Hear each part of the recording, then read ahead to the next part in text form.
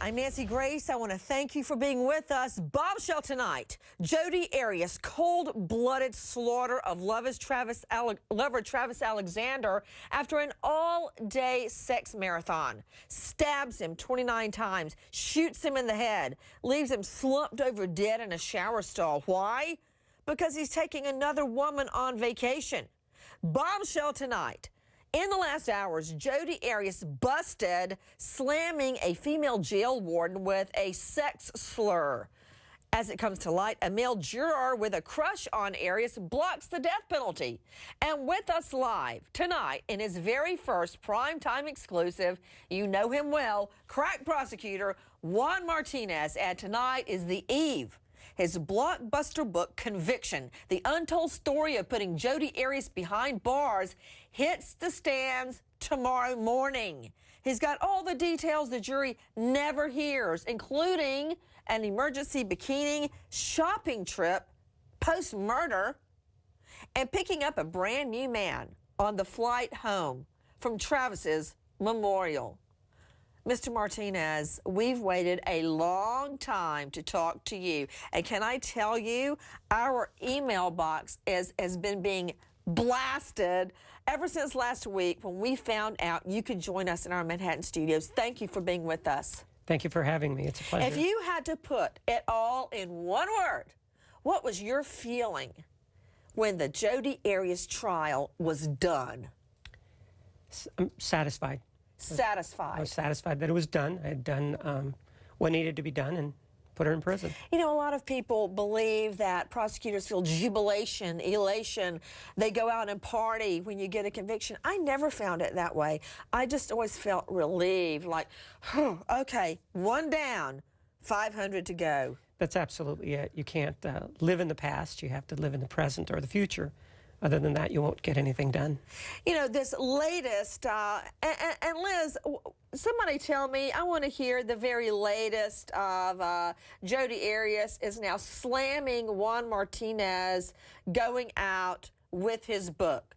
And I fully believe she's taken to Facebook with whoever her minions are that do her bidding, trashing him for writing this book. And, oh, here we go, reality check in order as Juan, I didn't know you were on a first-name basis, begins peddling his book, making appearances, patting himself on the back for a job well done.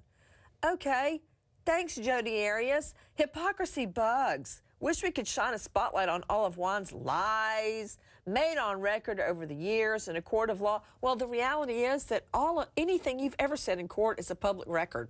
That's correct. Anything you've ever done. But I don't want to talk about her hashtags because she will text and Facebook till the cows come home. I want to talk about your book. It's awesome. Conviction, the story of putting Jodi Arias behind bars. I found out so much in here. During the trial, we would say, why is he doing this? Why is he doing that? First of all, she's calling a female warden, I can't say it on TV, a C-O-C-K blocker. I've been told I couldn't say the two words put together. And she says she had no idea that C-O-C-K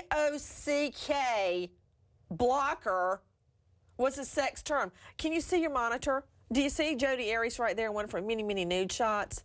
And take a listen to Jodi Arias on her sex tape. I was totally tired and I was asleep. And I would have been completely content just cuddling with you once we got into bed, but you had another agenda. But I don't mind receiving while you're doing the giving. I felt like I was the goddess. And so, aside from all those warm, fuzzy feelings, but like it was so sexy and it was so hot and oh gosh. Start touching yourself. I am already. So, knowing what you know, what do you make of her assertion? She's been put in virtual isolation because of slamming a female warden with a sex slur. But she said she didn't know it was sexual. Well, that's what she says, isn't it? She said a lot of things during the trial, and that's the problem with dealing with her. Whatever she says, it always has to meet her criteria. So what she says doesn't really mean much. Because sometimes, or most of the time, she has the problem with the truth. as we saw in the trial. Why do you believe that she isolated you? You were the subject of all, not all, because I got the heat a couple of times. You were the subject of all of her hate, all of her ire. It never dawned on her she had anything to do with it. That's right. I was the person that actually was holding her accountable. It didn't seem that in her past that many people had held her accountable for what she had done. And so it appeared that I was probably the first person that had actually brought her deeds out to light so that we could discuss them. You know, you talked about an emergency bikini shopping trip. Was this right after she murders Travis Alexander, which is, it was like a slaughterhouse, that crime scene. Tell me about the bikini shopping trip. The trip that she actually took to buy the bikinis was after she attended his memorial service. Ah. On the way home from Sacramento, she actually stopped to buy the bikinis and was actually late for her to attend a dinner at her sister's house. So let me understand this. Everyone with me is Juan Martinez, the author of Conviction, the untold story of putting Jodi Arias behind bars. As you know, he went it alone, solo, prosecuting a death penalty case, extremely difficult to do. He did it. He had a trusty investigator with him, but long story short, he single-handedly brought Jodi Arias to justice. You know, did the jury ever hear about the bikini shopping trip? No, they didn't. It really didn't have anything to do with the killing. This happened afterwards. It may have spoken to her state of mind. Juan, okay, see, my theory was put it all in and let the jury decide what they think is relevant or not relevant.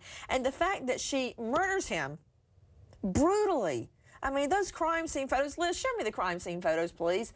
The crime scene photos, so many times I would have to actually turn away. This is Travis's blood in the bottom of the shower. His bathroom, the one that bothered me the most was not his body, actually. It was the photo of the blood drops at the bathroom On the sink, the vanity. Because by the formation of the drops, as you pointed out in court so dramatically, he came out of the shower, or he was stabbed, and he looks at himself in the mirror, and he's bleeding downward, and he sees himself dying.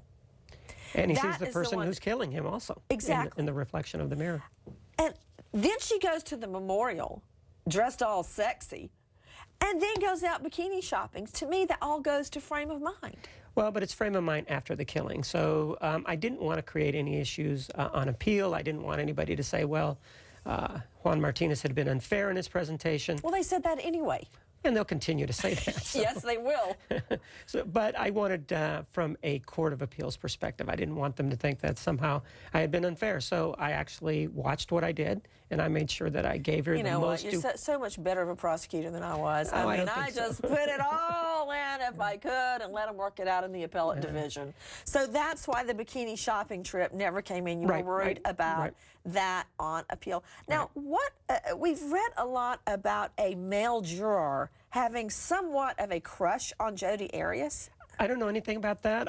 I've also read the story, and I think it came from one of the other jurors, but I really don't know anything about it. I don't even know who it is. Yeah, it was a male juror, apparently, that has been talking to other jurors. Everybody, there is another story. Juan Martinez kept a secret for over 4 years. But listen to this. Divine, oh night, when Christ was born, oh night, divine, oh night. I think so. Well, we don't want you to think. Do you have a problem with your memory? I mean, this was approximately no more than 2 weeks away. I don't think I have a problem. But you don't remember things that happened within 2 weeks, do you? Sometimes yes, sometimes no. I don't remember if I gave you the details. So the answer is yes or no. Do you remember? Remember what? What are we talking about? You can't even remember what you just said. Ma'am, were you crying when you were shooting him? I don't remember. Were you crying when you were stabbing him? I don't remember. How about when you cut his throat? Were you crying then? don't know. So take a look then. And you're the one that did this, right? Yes. And you're the same individual that lied about all this, right? Yes. Well, so then take a look at it. It's hard not to get sucked into someone so attractive, seemingly so defenseless, crying, her nose running. Yeah, that was all a big lie. In fact, that was at least the third scenario that she had told about the brutal murder of her lover, Travis Alexander, stabbing him 29 times, shooting him in the head because after an all-day sex marathon, she finds out he's still taking his girlfriend on her trip to Cancun. And she blows a gasket and kills him. But it was very well planned. With me right now, the man you've all wanted to talk to, and thank you for your emails. I'm going to try to get to those questions. Juan Martinez is with us on the eve. His book hits the stands, and it is Conviction, the untold story of putting Jodi Arias behind bars. From the man that went solo trying this death penalty case, Juan Martinez. Again, thank you for being with us. I've got so many questions. I'm just going to fire them rapid fire at you. So let's start with the Digicam, the Digi camera. Now, how did that happen? She was actually taking all these sex pictures and inadvertently took crime scene photos? Well, the camera actually took 3 inadvertent photographs, and she did have the frame of mind to go ahead and delete them, but she didn't take the camera with her. Oh, wait, here's one right here. Whoa, whoa, whoa. Liz, hold that, please. This is in so much more detail. These photos in your book are in so much more detail than the ones I saw in the courtroom. Now, this is Travis's body, and what is that her, that's her foot and her leg. Wait a minute, I've never seen it in that detail. Holy smoke. So how did that happen, Juan? Well, in this one, it appears that she dropped the camera as she was lifting his arm to drag him down the hall. I hate it when that happens, right when you're trying to get rid of a dead body, too. Yeah. And you see the blood as he's bleeding out. If we now remember what she said at her sentencing, that he was still alive when this cutting of the throat took place. Right, I didn't know that. That's what she said at the time of sentencing. In this photo, a new memory. He was still alive. Right. It's a new memory for her. Oh, you know what? That actually makes my chest hurt. Now, when did you, going into this, you didn't realize, I don't think, that you had the Digicam photos. When did you find out that she had actually taken inadvertent pictures of the crime scene? Well, we had them before I actually charged her. That was the reason that I ended up charging her. Okay. Because without them, we really couldn't put her there on June 4th. That's what it was. Really?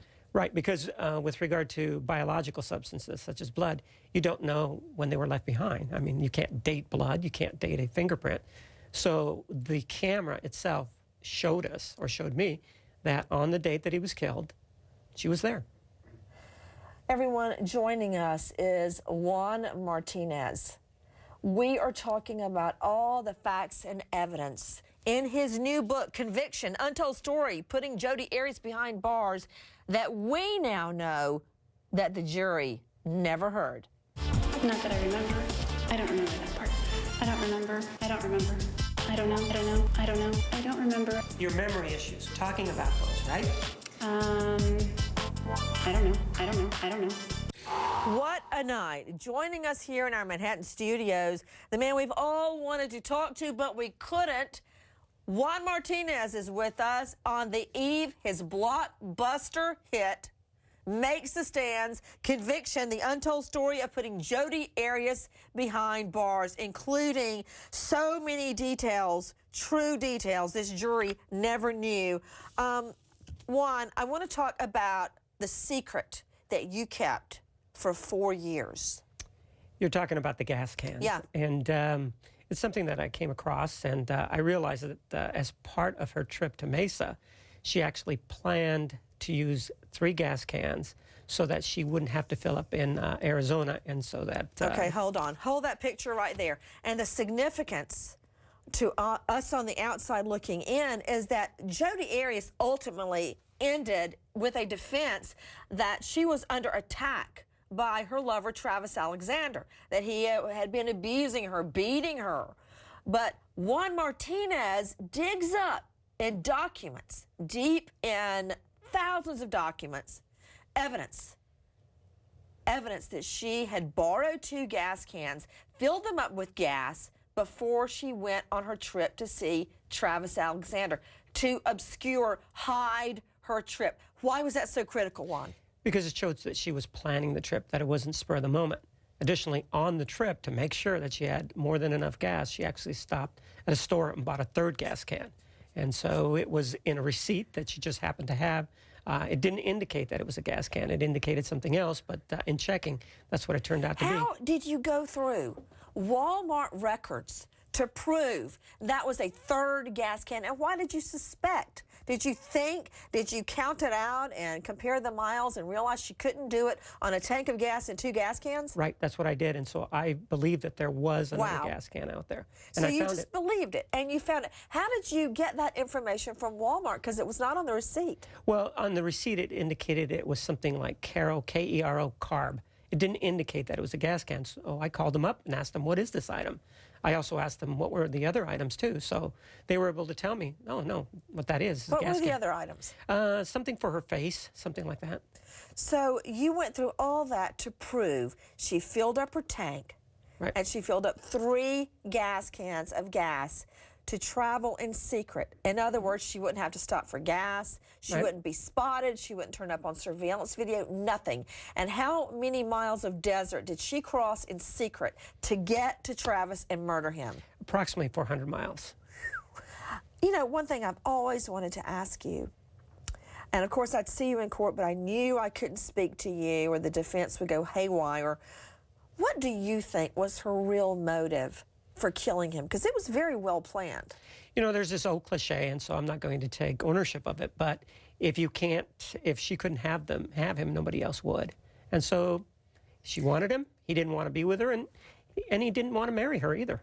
I mean, that was one of the other things. That's the big blow. After all those months of crazy, freaky sex, he did not want to marry her. He wanted to date other people. Right. I always thought it was because she tried to convince him during this all-day sex marathon for him not to go on that Cancun trip with the other woman. That could be part of it, but to me, the bigger one is that he wouldn't marry her. And if you're not going to marry me, he had to die. that was enough for her, right?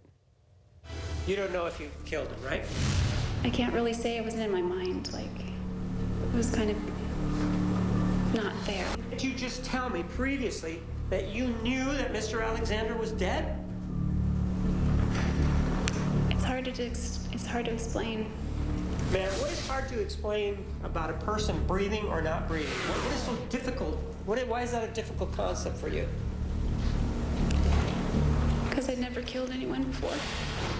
I know that I'm innocent. God knows I'm innocent. Travis knows I'm innocent. No jury is going to convict me. Why not? Because I'm innocent, and you can mark my words on that one. No jury will convict me. Did you kill Travis Alexander? I absolutely did not kill Travis Alexander. I had nothing to do with his murder. I didn't harm him in any way. I witnessed Travis being attacked by 2 other individuals. Who? I don't know who they were. I couldn't pick them out in a police lineup. So what happened? They came into his home and attacked us both. I'm not proud that I just left my friend there to be slaughtered at the hands of 2 other people. I'm not proud of that at all. That's from Inside Edition, and those words turned out to be a big fat lie. With us tonight, the man you've all wanted to speak to, Juan Martinez, is joining us. He tried that case solo, a death penalty trial, and tonight is the eve before his book hits the stands, Conviction, the untold story of putting Jodi Arias behind bars. You know, that just kills me, that question you ask. So you don't know if you killed him, right? And you said that with totally a straight face. What were you getting at? She was, just to show that even the things that she should admit, she was going to deny. She wasn't going to give anybody a straight answer, even as to something that she should admit. There was no doubt that she had killed him. She was claiming self-defense, yet she was saying that she wasn't sure he was dead. What did you ever make of Jodi Arias' fog? Remember, I'll never forget it till the day I die. She was describing after she murders Travis Alexander, and she goes on this debacle through the desert, and she says at some point she looks down and her hands, you know, she's got to see her hands and blood under her fingernails, and she says she still doesn't realize what happened, and she suddenly snaps to when she gets to her next boyfriend, Ryan Burns, and physically mounts him, actually jumps on him. What did you make of the fog? That it was a lie, obviously. That's something that she's made up. Whenever anything was asked of her that was problematic, I always resorted to something, have a problem with my mind, or maybe it's the fog. Or maybe it's your fault because you're yelling at her. Right. You know, you According to took her. a lot of heat for raising your voice. I did, but it wasn't going to be her court jester. I never understood that. I like the way you said that. You were not going to be her court jester. I couldn't understand why everyone was so distraught that you were raising your voice at a woman that committed a heinous, cold-blooded murder that she had planned for days. So you've got the memory loss. One thing that always astounded me is that maybe they couldn't stop her defense, painting or trying to paint Travis Alexander as a pedophile. Listen. I walked in and Travis was on the bed masturbating, and I got really embarrassed.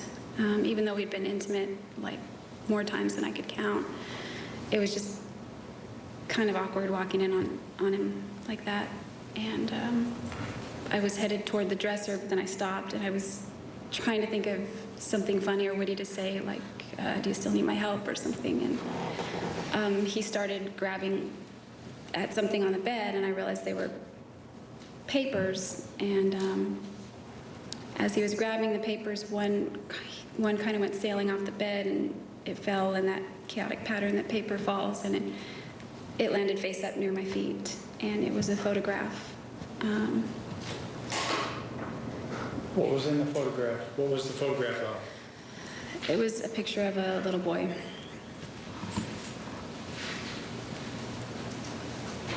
Could you guess how old first the little boy was? Oh, 5-ish. You know what? That almost turns my stomach. Did you see that dramatic pause? It was a picture of, and like they had to pry it out of her. You know that was all a big lie. That was not true. I don't believe for 1 minute Travis Alexander was a pedophile. And it just happened to float down and what, land on her big toe? In a chaotic pattern, it floated down. Yeah, it floated down. Right. It floated down and landed by her foot. And in her journals, she indicated that nothing whatsoever happened on that particular day that she claims that he was masturbating. I remember that. So 2 pictures of little boys. And another thing, Juan, think what woman in her right mind would come in on a man, her love, her true love, and you find out he's aroused by photos of little boys. What woman would stay in that relationship? It doesn't make any sense. Well, she wanted to, I guess, paint herself as somewhat of a saint that needed to be canonized because she did offer herself sexually afterwards. Question. You do know that Jodi Arias compares herself to Einstein, right? I've heard that from her parents, and yes. And what do you make of Jodi Arias comparing her intellect to Albert Einstein? Maybe I should sit down and talk to her about the theory of relativity. Do you think she would ever sit down and talk to you? No, and I wouldn't want to sit down and talk to her. Yeah, why would you? Can I ask you something? I've wondered. I want to hear about how the impact of your strategy affected this trial. We're trying to get inside your mind.